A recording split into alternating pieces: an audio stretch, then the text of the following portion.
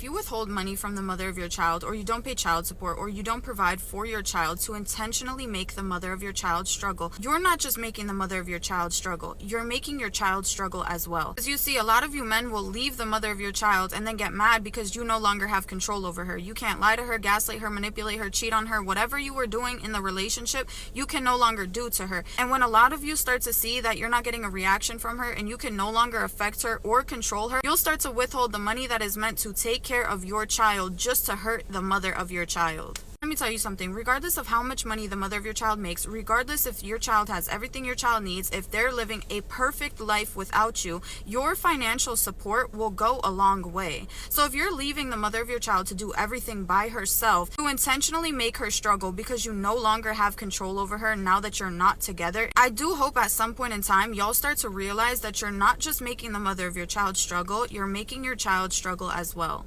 But the women use the child support money for their monthly nails. So why should we bother?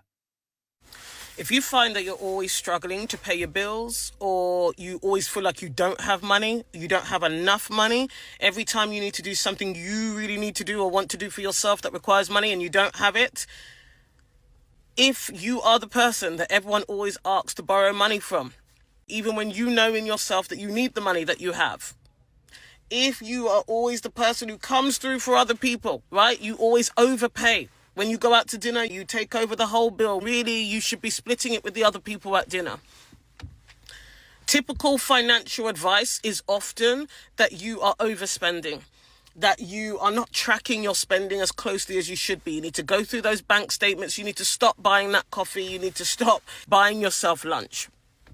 But I want to invite you to think about the fact that you probably need to think about and look at your relationship with money, specifically your subconscious beliefs about whether or not you believe you deserve to have money, whether or not you believe you deserve to have more money than you need, whether or not you believe you deserve to have savings so that you feel supported, so that you always have the option of doing what you need to when you need to do it. I would invite you to think about your nervous system, because the chances are your nervous system, which is trying to keep you safe, is threatened or feels threatened when you have more money than you need. Feels threatened when someone asks you to borrow money. Your gut instinct says that you need to say no. But because you've been taught to overcare, to share, to always be generous, to always show up for other people, maybe you've historically and habitually always done that. Your nervous system feels threatened when you even think, actually, I want that money for myself. Actually, I need to keep that money for me. Your nervous system probably feels safe when you almost always have enough, when you nearly just make the bills every month, when you nearly meet your financial obligations and nobody else knows that secretly the day before your rent or mortgage is due, you're worried about not being able to make it. Secretly, you're relieved because yet another month you've made it just in time. That is what your nervous system is used to. It wants to keep you in that loop because that loop is familiar. That loop works for you because actually secretly you feel like, yes, I've done it. Secretly you feel like, whew. You take pride in the fact that you always just make it. You always are able to give to other people even when you don't have. You are always able to meet those base financial obligations even though it was tense, even though it felt very tense for a minute there. So I invite you to think about the subconscious beliefs that you have about your worthiness, your relationship with money. I invite you to think about your nervous system and the fact that it probably feels safe in the familiar of constant struggle, living to paycheck. That's what it's familiar with. Therefore, that's what's safe to it. Actually, if you were to go and make more money than you ever needed, if you were to keep more money for yourself, if you were to keep or stop lending money to other people, you would start feeling overflow. You would start feeling peaceful. You would start feeling supported. You might even initially start feeling selfish because, of course, you've been taught that it is selfish to have more than what you actually need. Ignore that kind of traditional advice to literally go and get a spreadsheet out. Yes, there's a time and place for that. But actually, there's deeper work you need to do on your subconscious, deeper work you need to do on your nervous system so that you can finally break the patterns. You can choose something different. You can choose to have more money than you need. Women overspend, people please, pick up everyone's tab, ignore budgets, then cry about being broke. It's not trauma or vibes. It's bad financial discipline and zero accountability. Money, the little bit of money he was getting, he was using it to like take me out. Oh, hey, babe, here's $100 for whatever, for gas or something. Like, so I felt really bad leaving him, but I don't. But Like I to feel feel like even a the guy like provider. that's fake a provider. You get it? Like a nigga that work in Wendy's could be a provider. It don't mean that he's the best provider you're gonna find, but he can still be that when he gets stuff he's giving. You know what I mean? Yeah. That's a trait that's important because I feel like and it doesn't matter what level. There are men out here who will get and be selfish. You know, they just want to take and not give, or they're just looking for like how it benefits them and not you, and that's kind of whack. So But what's here's the trick? What's the trick? Yes, because yo, niggas will jail talk you like, oh yeah, you know. This is the thing all men need to understand. Never bankrupt yourself trying to provide for a woman. In fact, I wouldn't even be seriously dating anyone if I know I'm struggling to make ends meet. Some of these women aren't going to have your best interests at heart, so move accordingly. I find it interesting in these times of how men are just, I don't know what's in the water, but remember not too long ago when like a family was going into crisis and men just went on to, you know, the head of the household just did whatever he needed to do, worked 2 jobs and sacrificed so much and all that. Well, now cut to 2025, they're just like, well, you know, I'm just gonna give up and just kind of pass it on to the woman, and the woman, wife or girlfriend, is taking on all the burden of financial responsibility and the kids. Anyways, you wonder why women are just fed up and just threw our hands up, because if like a crisis or like I said, someone's out of a job for a temporary period, the weight and stress and burden, especially financial burden, usually falls on us because men just don't know how to be men anymore. I don't know what's in the water. And I know it's not all men, it's not to bash them, but it's just been my experience because I was on call for a period of time when my son was little. And guess who was asking money from family members to help cover the rent? Do you think he got a second job? No. That's a whole nother story. And people are like, I don't want to hear like, oh, well, you shouldn't put up with that, this, that, and the third. That was almost 10 years ago. It's done with. Like, I provide for myself now. Obviously, I won't put myself through that again because I'll have more discernment to choose a better partner, because the signs were in the beginning of that relationship of him not being the provider type and really motivated. And unfortunately, I found that out after I had my son. So anyways, it's a cautionary tale for a lot of us women, especially as we get older. And yeah, it's just a thing I notice, especially when I listen to the Dan Ramsey show.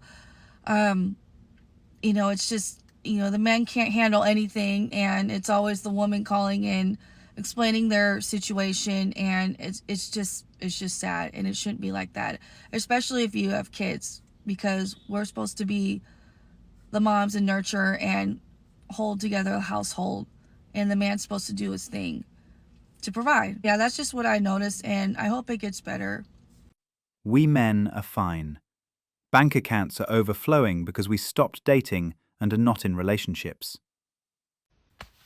I never complain on here, but honestly, I've been in tears all day. So I got the flu, got sick from my parents to tell me they were sick about 3 days ago.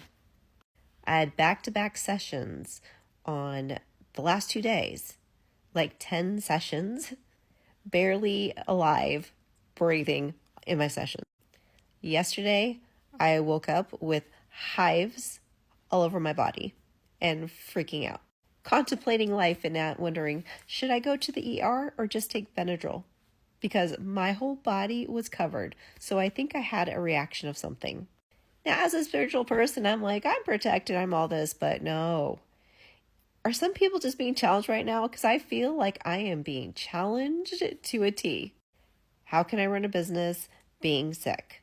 And then I found out that the insurance that I had ran out. So if I go to the ER or go to urgent care, I have to pay out of pocket. Not that the medical was any good anyways, because I had a high deductible. Please someone pinch me, tell me what the frick is going on, because I literally can't. I cannot. So I can't even do any readings. I can't even function. All I'm doing is making sure that I'm not hiving up and not itching and not coughing and blowing my nose. Who else can resonate? Because I'm freaking over it. Do women need men only when it's their needs? Like, enough with the entitlement.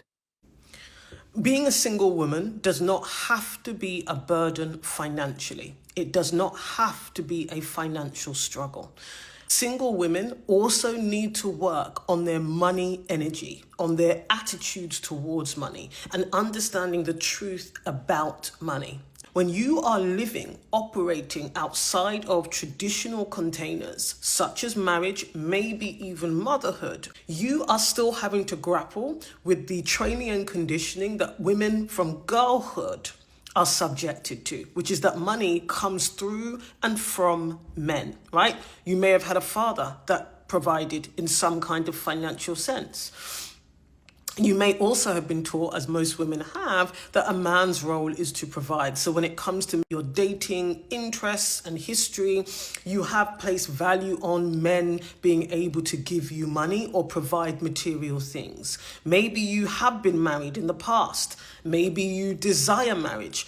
This belief, again, it's an invisible contract that has women in a chokehold, especially single women, because often you are still secretly, sometimes even on a subconscious level, living in this fairy tale that your life would be financially easier if you were in a relationship with a man. I know that this can be an interesting one, because if you look across these apps, an app like this, there are so many women talking about the fact that a man's role is to provide financially.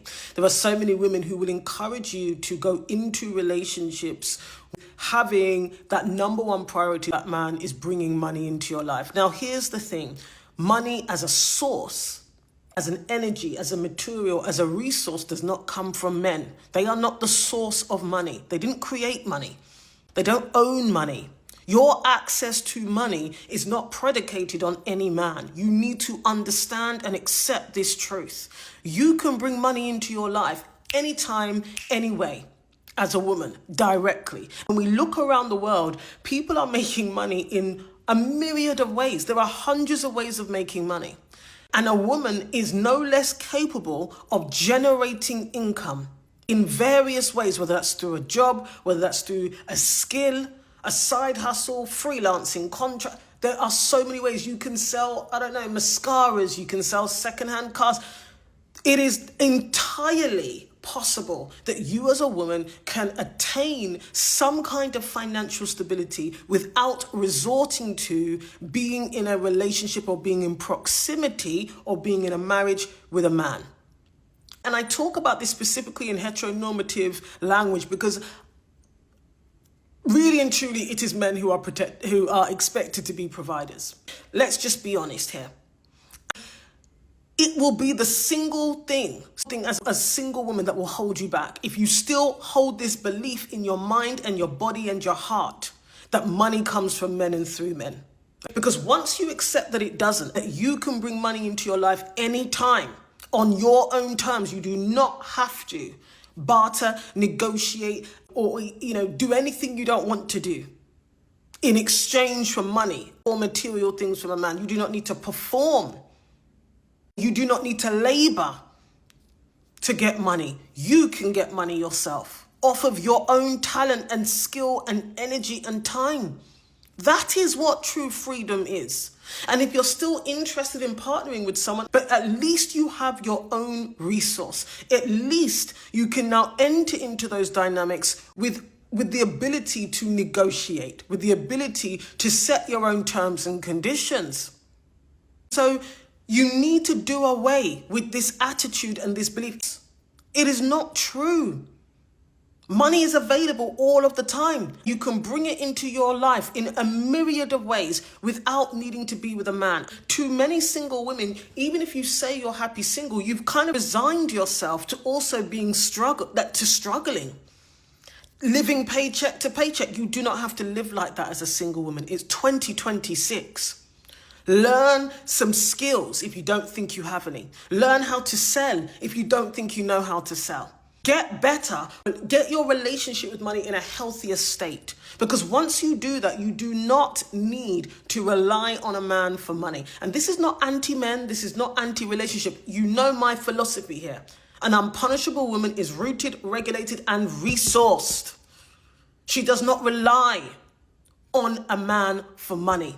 That does not make you more feminine. That is not the true essence of womanhood. You are an adult. Adults take responsibility for their lives. That includes their finances. We need more women preaching this truth.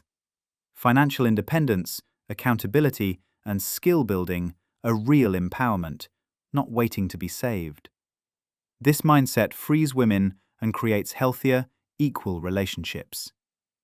Everyone has been asking me if my husband is going to help me out to pay the $27,000 that I owe to EBT, and he straight up told me no.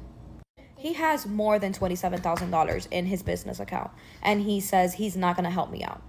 He says, why should he help a person that in the 12 years we were together, I never cooked, never cleaned for him, never did his laundry, never did any of that. And I told him, it's to death do us part. Like, how could you just let me rot in prison? And that's why I decided to flee the country. He said I deserve everything that's coming for me. So I packed my bag, as you guys saw in the video, and I'm just going to wait till nighttime so that I could, I'm going to take a bus somewhere. I'm not going to tell you guys where I'm going. So hopefully that clears the air for everyone asking me about why my husband isn't helping me. He simply just told me I've never done anything for him, so he's not going to do anything for me. Which is understandable. I'm not mad at him at all. I'm not telling him where I'm going because if there's a reward out there for my capture, I know he will turn me in. Good for him. We applaud him and his decision. Men, women, money. Very controversial topic. I put something out the other day just to kick at the wasp's nest. And most of the time, reactions come from deep insecurities or unhealed wounds within people, right? I've spoken about this on my page. And so it was interesting to see the reaction that I got from this post. I'm a woman and I speak to a lot of women, and we sometimes feel that it's hard to connect to men, right? Like at this time, it might be hard to find an individual that you can really relate to or connect with. But I didn't realize that men were feeling this on the back end. And it's sad to me how many men had put into these comments, which were hundreds of comments, that they would rather just like pay for sex or stay alone. And, there's too much drama with women and there's too much expectation around money. There's a lot of anger, a lot of like frustration. And I didn't realize that it was going to be like that. I can see it from a woman's point of view because that's who I deal with all the time, right? But from a man's point of view, it was interesting to see the comments, and it's like deeply sad to me that so many individuals are struggling right now with connecting, and I think that most have lost hope with love. And that's the saddest thing ever, because like the highest energy, the deepest feeling, the most connected you could be is to be in love with somebody, in love with yourself. And it seems that so many people are avoiding it because they're afraid of getting hurt. They're afraid of judgment. They're afraid of being used.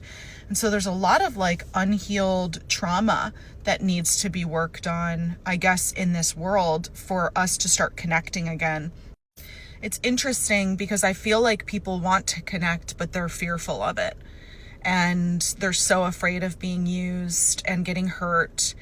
And it keeps us disconnected instead of like gravitating towards each other. It seems like there's a miscommunication, and that sucks, because for me, I love love, and I just want everyone to be happy and to feel fulfilled and feel understood and have their partner. And it just seems like so many people are disconnected from that. Stinks. Men now realize that love from a woman has major conditions and consequences with it that actually put men at a disadvantage. So yes, it can actually be more beneficial for most men to just pay for it instead of a long-term relationship with a woman. What does falling in love mean to you? Because falling in love to me means that you relax. It means that you can finally breathe, that you can finally be taken care of. And falling in love for me really genuinely got me out of my masculine energy. Because when I met my partner, I was heavily in my masculine energy. I can do everything myself. I can make my own money. I don't need a man type of energy. Because that's how they train women to be nowadays. So a lot of you are falling in love with a man who cannot financially take care of you. So now it's like having two men in a relationship because you are in your masculine energy and he is fighting for his rights to be in his. But he is not taking care of you. He's not providing for you. So you're not in love. You're in survival. Now you have a child that you're taking care of because now you're having stupid conversations about how to split your rent. You're having stupid conversations about how to split the vacation costs, about gas money, about groceries. How is that going to relieve your stress? It's going to send you into psychosis, okay? We need to be choosing better.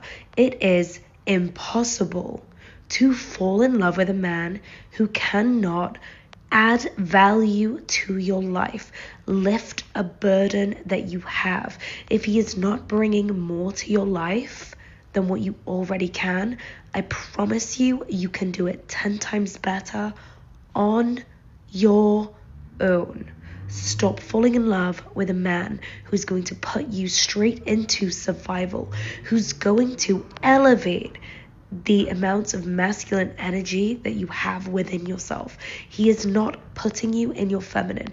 The only type of man who can put you in your feminine energy is a man who can financially take care of you and provide for you. I love you. Bye. So basically, the only thing that matters in the end is money. Got it. Thanks for watching Manhood.